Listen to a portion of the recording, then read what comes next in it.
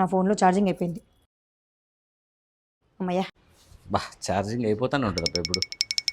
అమ్మయ్య ఈమె ఫోన్లో 85% వచ్చింది అబ్బా సార్లే. నేను ఫోన్ ఛార్జింగ్ పెట్టింటే తీసేస్తానడవా? హలో, ఏం చేస్తాను నువ్వు? ఏంది నా ఫోన్ ఛార్జింగ్ పెట్టింటే ఎందుకు తీసేస్తాను నువ్వు? ఫస్ట్ నాది పెట్టు. అయ్యో అదేం లేదే, నా ఫోన్లో ఛార్జింగ్ 15% ఉంది, నీది 85% ఎక్కిందని చెప్పి తీసేసిన. నీకు అంతకంటే ఎందుకు ఛార్జింగ్ కూడా? ఇదిగో ఫస్ట్ తీసి నా దానికి పెట్టు. నాకు 85% సరిపోదు. అదే నాది 15% కూడా లేదు, నీది 85% ఉంది కదా, కొద్దిసేపు పెట్టుకుంటానే.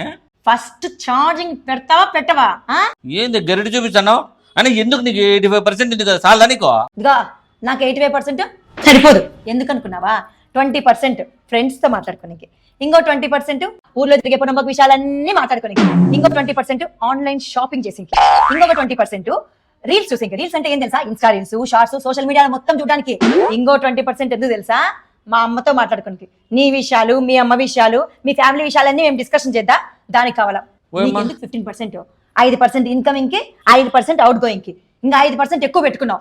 ఛార్జింగ్ ఖర్చు పెట్టే దాంట్లో కూడా ఇంత రూల్స్ ఫాలో అవుతానంటే నువ్వు గొప్పదాని వినే. ఇదిగో నీ దాంట్లో పెట్టుకుంటా. తెల్లారుజామున 4 నుంచి 6 నువ్వు పనుకుంటావు కదా, ఆ టైంలో నేను ఛార్జింగ్ పెట్టుకున్నా. నమస్కారం. తీసే ఫస్ట్. మొగుళ్ళం ఎంత ఛార్జింగ్ పెట్టుకోవాలో పెళ్ళాలు డిసైడ్ చేశారు, అట్లుంది కాలం.